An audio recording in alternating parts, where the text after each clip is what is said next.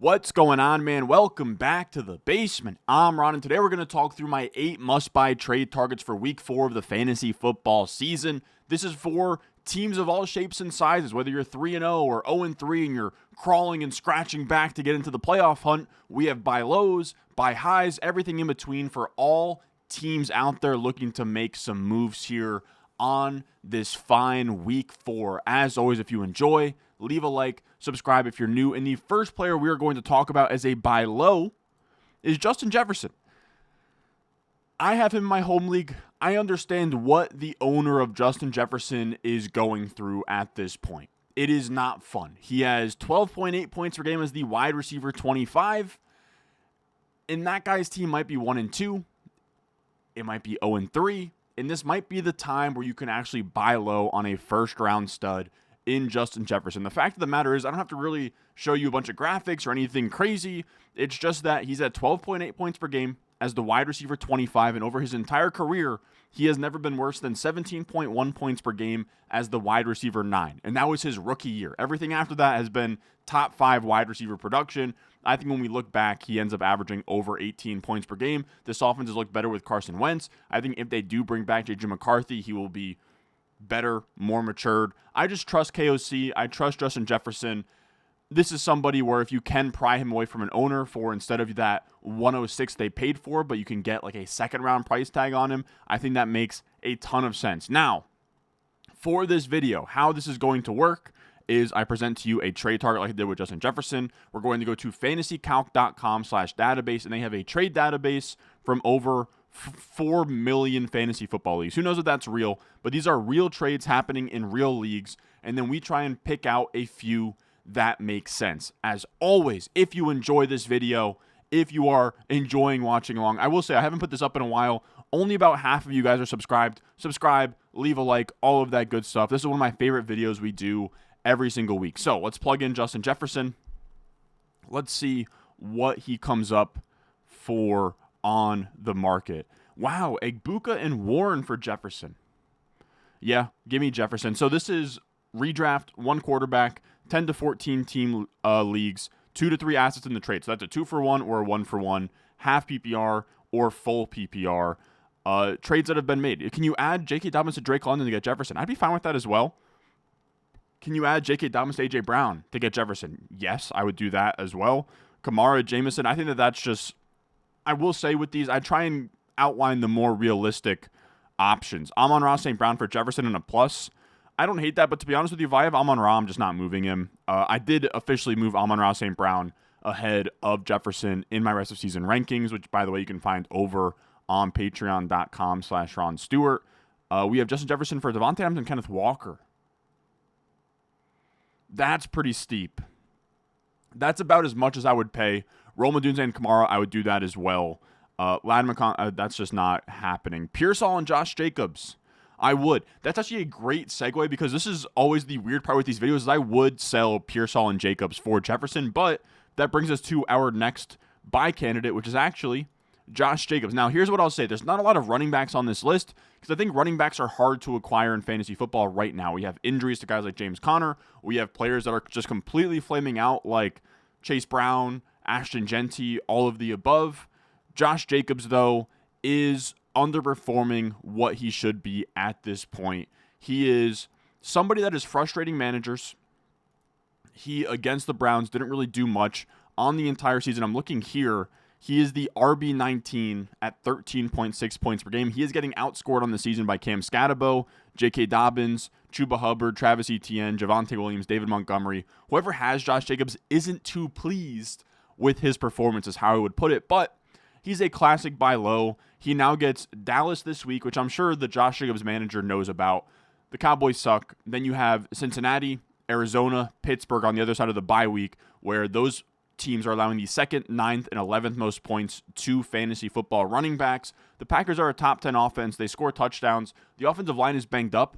They have an early bye week in week 5, which I will say, maybe you can leverage that. Is the Jacobs team 0-3, and you say, hey, I'll come in, I'll grab Jacobs. He has a bye week next week. You don't want to sit with him on the bench. Here's a player who has a later bye week. Something among those lines. And again, if that offensive line can then get healthy over the bye week, then you are cooking with some gas here. And we look at expected points per game. So that's just essentially your volume, right? Your carries, your targets, your red zone opportunities. He is in the top 7 as the RB6 in expected points per game. Now, of course, he's underperforming that by minus 4.5. That is not good at all. He's expected for 18.1 points per game. Instead, he's at 13.6. So that just tells us he is the bell cow in a really good offense. There is no other running back here to steal volume, right? We're talking about Emmanuel Wilson and Chris Brooks, and who knows if Marshawn Lloyd gets healthy. So I'm much less concerned about Josh Jacobs than I am like Chase Brown or Ashton Genty, who have terrible offensive lines, terrible situations, worse volume than Josh Jacobs. He is easily ahead of those guys. Is still a back-end RB1 for me in my rest of season rankings. Now, when we look at what Jacobs is going for on the market, I do wonder. I'm a little worried that he's still not going at much of a discount just because of how much running backs are getting propped up right now. But let's see. We put him into the trade calculator here, trade database here. Marvin Olave for Jacobs pretty easily. I love Judkins, but Judkins for Jacobs all day. Let's see. Is there anything else that is realistic here? Kamara Jacobs for Bijan. No. There you're holding Bijan. I don't think this is on the table, but Javonte and Olave for Jacobs very easily, yes. Wow, Trey Benson and Montgomery for Jacobs. Wow, that's as expensive as I would get for Jacobs. Would I do Pollard and Garrett Wilson for Jacobs? If I needed a running back and had the flex depth, I would, but that's as much as I would pay for Jacobs. I think I would do Genty straight up for Jacobs. If I had to add on like a little bit of a Josh Downs to get the Jacobs, I would as well. Let's see our next trade target. He actually fits in kind of seamlessly here. Another Packer. This one is a obvious buy low. I do hate the obvious ones. Like, he's going to be on quite a few of these buy low lists. So if you can't actually buy low on Matthew Golden, then don't. But I've seen him get dropped in places. I've seen him just like completely plummet in rankings across the board. So if you can go and buy Matthew Golden, I would. He's been quiet so far, but we know when we draft these rookie wide receivers, we're hoping for them to pop off down the stretch of the season. And I think for Golden, you don't have to wait that long for him to finally come through and produce for your fantasy football team, because he just came off a week where he had 84% of the routes. Now, this is a big deal because, one, this is a good offense. Jordan Love's a good quarterback. Matt LaFleur is a great play caller. And then also, Matt LaFleur loves rotating these wide receivers. But with Jaden Reed hurt, we finally saw this week, when we look at the Packers' highest weekly route share since week 1, prior to week 3, no wide receiver ran more than 76% of the routes, and that was Romeo Doubs in week 2.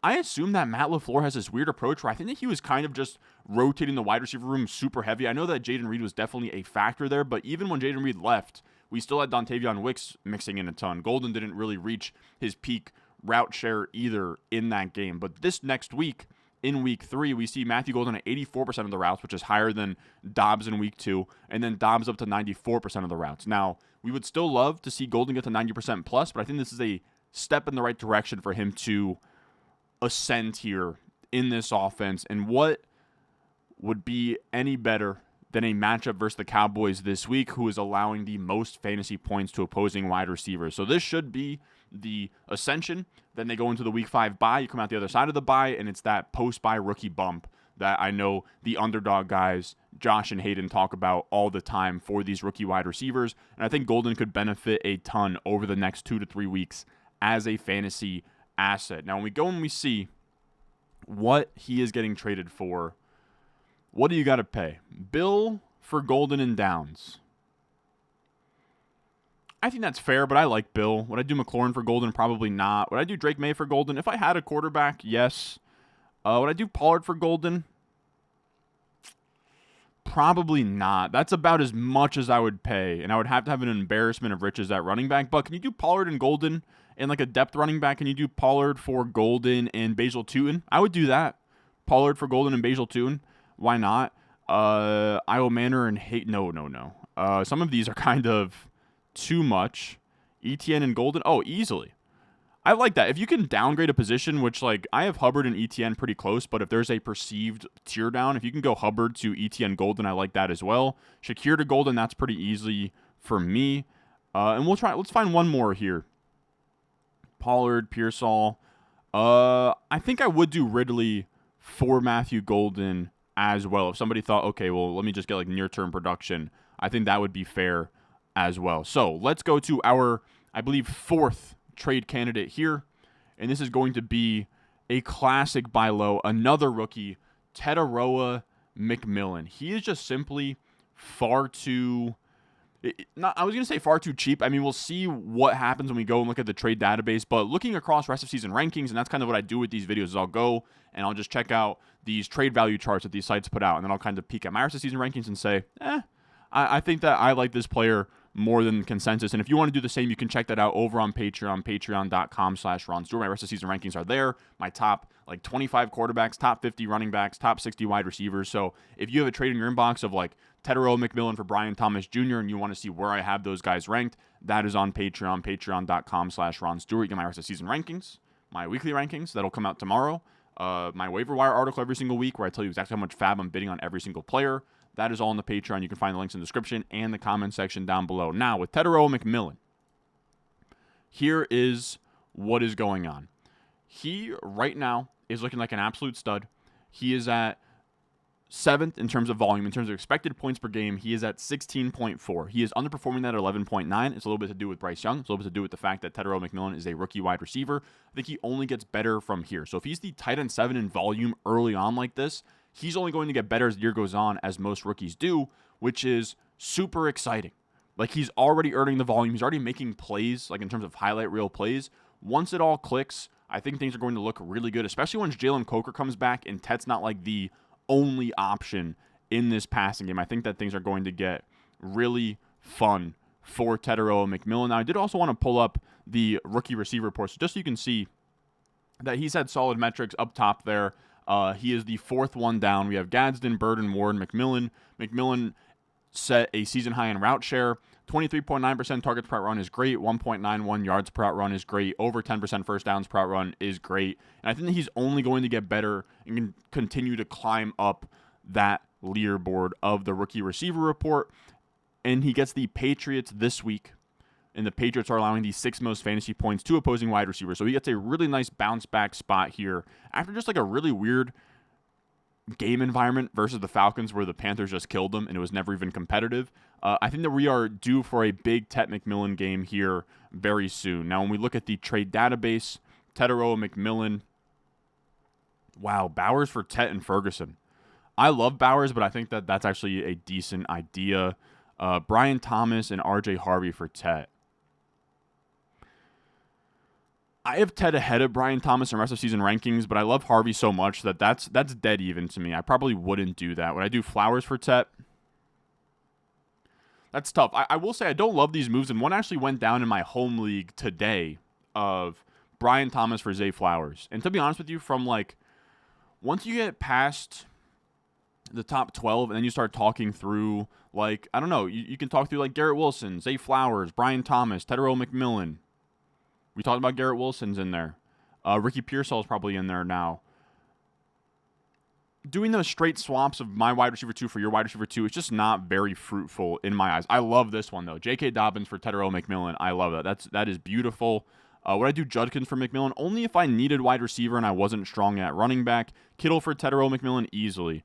I don't know. I like Kittle, but I'm not waiting for him to come back from an injury, a hamstring injury. He's an older player. I think that Kittle is fine, but I'm just, if you need the production now, I think it's fine, especially with how many waiver wire tight ends have been fine. Were you a Kittle owner who got Juwan Johnson or Hunter Henry? Then I think, sure, you can absolutely do that. Tedairoa McMillan. We'll pick out a couple more. Calvin Ridley and Jordan Mason, huh? I think I would do this for Tedairoa. If Mason wasn't cracking my lineup, I think that'd be absolutely fine. I do wonder if you could do Mason straight up for him. But let's move on to the next one, because I think that is going to be an ample amount of examples for you guys to look at. Our next buy candidate here is going to be Trey Benson. Now, I know that this one's not a buy low. It's kind of more of a buy high, but I do wonder if the Trey Benson owner understands what is on his hands. And what I mean by that is, in my rest of season rankings, I put him as my RB14. That's really high. That's ahead of Breece Hall, Kenneth Walker, Jalen Warren, your Chuba Hubbard, Alvin Kamara, Jordan Mason types, all of those guys. I have him ahead. And I'll get into that in a second. But the reason why I like him as a buy even though his value just spiked, is, again, I just don't think that they've adjusted enough. Like, I see a lot of these rest of season charts, and you're seeing him in this, like, Tony Pollard, DeAndre Swift, like, high-end RB3 area. Like, no. I think this is a locked and loaded high-end RB2, and if you can buy for anything less than that as an RB-needy team, I would all day long, because once you get to that RB2 range, things get really rough. Like, again, you have to start deciding, do you want to put Breece there? Breece isn't getting a ton of volume. Kenneth Walker, who knows what happens when Charbonnet gets back? Do you want Chuba Hubbard in a bad offense who's losing volume to Rico Dowdle? Kamara's target share has fallen down. Like, all these RB2 guys, Jordan Mason, what happens when Aaron Jones comes back? J.K. Dobbins, how long can he keep this up? And still, he's more pushed towards the back of that. Travis Etienne starting to lose volume to LaQuint Allen and Basil Tootin.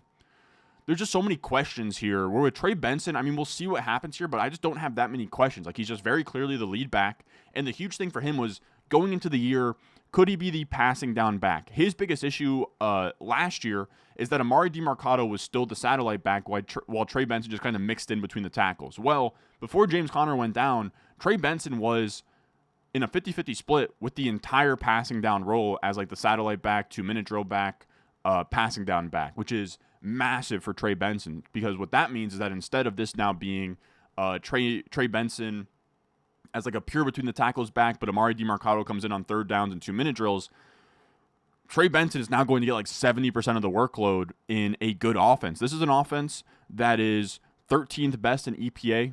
That's just offensive efficiency. That's a good environment to be a part of. This is a team that has been giving this is from Hayden Winks over at Underdog, by the way. Over on Underdog Network, which is just like a website he puts all of his articles on. He has amazing articles over there. And you can see they are 14th in running back usage in terms of expected fantasy points to the running back position. And on top of that, just to kind of speak to what I'm saying about this passing down role, is in week 2 with a fully healthy James Conner who played the entire game, Trey Benson saw 6 targets. So, again, he already has the receiving role on lock, and now he's getting the James Conner touches between the tackles and on the goal line, and that's really valuable. Nick Ercolano here pointed it out, looking at his opening lines in terms of like Vegas, his over-under on rushing yards, receiving yards, receptions, touchdowns. That comes out to about 15 points as a projectable low-end RB1, high-end RB2 in his first game in the lead role. He gets Seattle next, who's allowing the 13th most points to running backs. Then he gets Tennessee, who is allowing the 3rd most points to running backs. Again, if somebody out there is looking to make a quick buck off of Trey Benson and, again, like selling him in this Tony Pollard, DeAndre Swift, J.K. Dobbins area, David Montgomery of like RB26, I think that that's too low. Again, he's my RB14 rest of season. Anybody out there, like if you have Trey Benson on your roster and anyone's trying to buy him, know the worth of what you got on your bench right now in Trey Benson. Here, let's see. What is he getting traded for? I mean, easy. DJ Moore and Pacheco for Trey Benson, that is easy. I would take Benson over Chase Brown straight up. This trade calc has Chase Brown ahead. If you can sell Chase Brown for Trey Benson in a piece, please do that. Keenan Allen for Trey Benson, yes. Like, this is another one of those instances, and I actually have been moving Keenan Allen up the rest of season rankings, all of that, but it's like, oh, well, Trey Benson's like a bench piece, and Keenan Allen's a waiver wire piece. Like, Trey Benson's a different class of asset than I think he's getting credit for right now. Harvey for Benson, easily. Harvey and a piece for Benson, easy. I mean, what are we doing with some of these? Sutton for Trey Benson. This one's close, but I would do it if I needed a running back and I had the flex depth to survive without Sutton. Javonte for Trey Benson, easily. Maybe you can get a piece back in return, but probably not. Like Metcalf for Benson. I don't even need the plus. I'll do Metcalf for Benson straight up. But you guys get the idea. Like, even though I just said buy Matthew Golden, if you can do Kincaid and Golden for Trey Benson, you do that all day long. Like, these are offers of a guy that is, again, like RB28. I just disagree. Now, let's get into a luxury buy. It's no secret. I imagine most YouTube channels or articles have Rashee Rice as a buy, but it's very simple. If you are 3-0 and you have the wiggle room and you have the luxury, go get Rashee Rice. In my rest of season rankings here, you can see, like, it took me so long to finish these rest of season rankings last night, which, by the way, they come out every Wednesday morning by 9 a.m. I must have spent, like, 3+ hours doing these because it's so excruciating. You get to especially the wide receivers. Say whatever you want about the order, but Puka, Amon-Ra St. Brown, Neighbors, Justin Jefferson, Jamar Chase, JSN, Nico, CeeDee Lamb, Devontae Adams. After that, You got to put somebody at wide receiver 10. Do you want to put London there? Penix sucks, and London has done nothing. Do you want to put A.J. Brown there? Outside of one game, this Eagles passing offense has been bad. Ladd McConkey, he's the wide receiver 30 right now. Do you want to drag up Rome Odunze? I don't hate it, but wide receiver 10 feels pretty damn steep for Rome Odunze. You want to put Garrett Wilson there? I mean, we'll see what happens when Justin Fields gets back. It gets tough. Do you want to I like Zay Flowers, but wide receiver 10 on a run-first pass offense? I'm just saying, put yourself, I'm actually, comment right now. Who's your wide receiver 10 rest of season if it's not Rashee Rice? Are you that confident in Drake London? I don't know. It genuinely was very, very difficult to rank, wide receiver 10 through, wide receiver 20 last night. Do you want to put Brian Thomas at wide receiver 10? So that's just what I'm saying. For me, it gets shaky after Devontae Adams. So I'm like, okay, Rashee Rice will be back in week 7. And I feel much better about him than Drake London, A.J. Brown, all of these guys. And you look at Rashee Rice, he's going to be back in week 7. This Chiefs offense is begging for a wide receiver. They are throwing to Tyquan Thornton and Hollywood Brown and Juju Smith-Schuster right now. I know Xavier Worthy is back. I like Xavier Worthy, but he's 165 pounds coming off the shoulder injury. Who knows what that looks like if it holds up. And I looked, Rashee Rice over his last 10 full regular season games, that is 10 games since his rookie bye. So his rookie bye week, his last 10 games during the regular season, he's averaged 18.4 points per game. That would be the wide receiver 9 in points per game right now, ahead of Neighbors, Chase, and Justin Jefferson. So I think that he's just a no-brainer as a top 10 wide receiver value. And if you can acquire him for wide receiver 24 prices, you just have to if you can afford to wait for him to come back. Let's see what he is trading for right now on the open market. Kamara for Rashee Rice very easily, yes. What is Diggs? What are we talking about here? This is the calculator has this side winning. Give me Rashee over Diggs and Javonte. I would sell Ladd straight up for Rashee if I could stomach it. Oh, I love Scatterbo. But if Scatterbo is not making your lineup, but you feel good about your running back depth, you could absolutely do Scatterbo for Rashee Rice. Trevon Henderson is actually going to be on this list later as a buy, but I would sell Henderson for Rashee Rice without losing any sleep. Dobbins for Rashee Rice easily. ETN for Rashee Rice easily. Tony Pollard for Rashee Rice easily. I would do Chase Brown for Rashee Rice straight up. If you can do... Oh, damn. I do wonder sometimes if I'm not showing the screen as I'm talking through these trades, which could be a bit of an issue. But you guys see what I'm looking at. We have here Chase Brown for Rashee Rice and Bill. I mean, if you can somehow fleece a piece on top of Rashee Rice in return for Chase Brown, I don't know who made this deal, but I'd like to shake your hand, brother. All right, let's go to our next buy candidate here. We have, honestly, these are just going to be 2 repeats that we won't spend too much time on.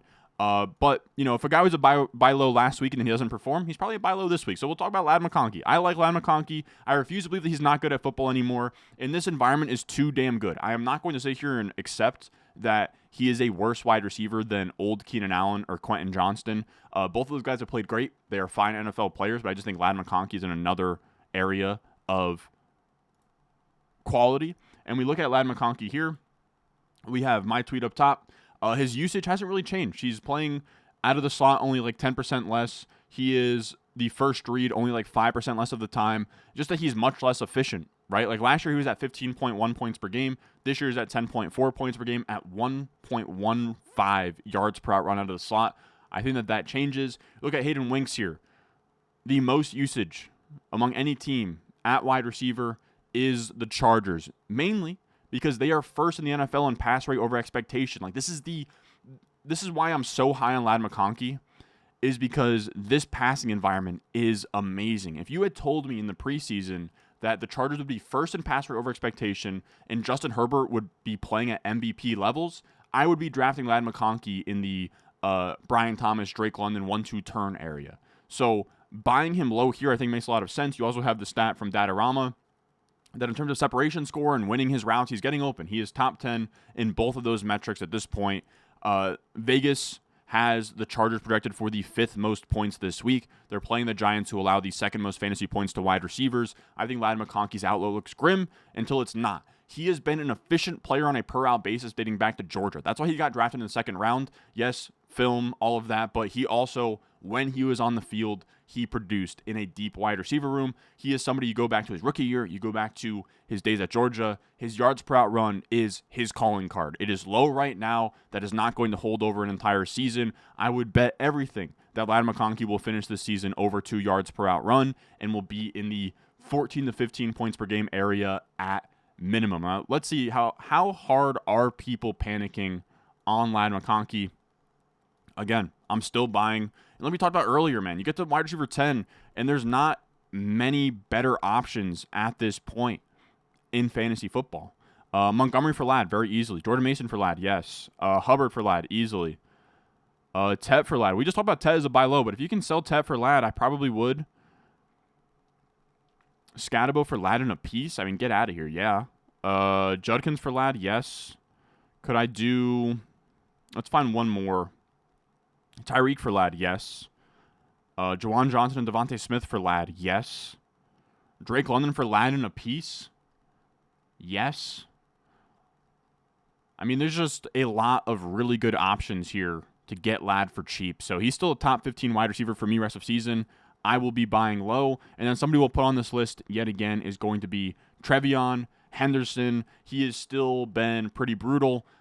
He is somebody that this owner, whoever has Henderson, is putting him in his lineup, getting frustrated. And if you can go out there and buy him, I would. This was Wednesday's practice. This is just practice. So who truly cares? But he did get the first running back rep of whatever drill this was. Really the bigger takeaway is from another Hayden Winks chart here where you can see after the Antonio Gibson fumble, after the Ramondre Stevenson fumble, Henderson about, into the third quarter got all of the remaining snaps. The hope is that this carries over into next week. Not that he's going to get 100% of the snaps, but maybe he gets the lead at like 55%, and that would be absolutely massive. We saw last week how things can change. Scatabo, Judkins, Hampton, all skyrocketed up rest of season rankings because these rookies start slow, or these rookies are frustrating until they aren't, and then they are expensive, tantalizing pieces in fantasy football land. And we look at what Henderson goes for. I'd assume it's pretty cheap, man. I can't see a world where Henderson is like the most expensive dude of all time. Hollywood Brown and QJ for Henderson, yes. Godwin for Henderson, yes. Waddle for Henderson, yes. Bill for Henderson. Probably still Henderson's side. Higgins for Henderson, easily, yes. Montgomery for Henderson. That's where I probably stick with Montgomery. Let's see. Can we find one more? Let's find one more. Goddard for Henderson. I'm not going to actually take that one seriously. Pickens for Henderson. That one's actually really close. Can I do Hollywood Brown for Henderson easily? Addison for Henderson easily as well. Keon Coleman for Henderson easily. And if you have to add pieces to these, like Keon Coleman in a piece, Addison in a small piece, sure to all of those as well. Jerry Jeudy for Henderson, very easy on top of that. Like, I think that you can buy him for pretty cheap right now. But that is going to do it for us today. That is 8 different trade targets. Some of them buy low, some of them buy highs, all across the board for all teams, all shapes and sizes. These buys are not for everybody. Your league might be very stubborn, but it's just, I'm trying to do a one-size-fits-all trade target video. So I hope you guys enjoyed. That was 8 trade targets here. Again, if you want access to my rest of season rankings, you can find that over on the Patreon, patreon.com/Ron Stewart in the description and the comment section down below. But if you do not care about where I rank these players rest of season, just leave a like, subscribe if you're new, and I will see y'all in the next one.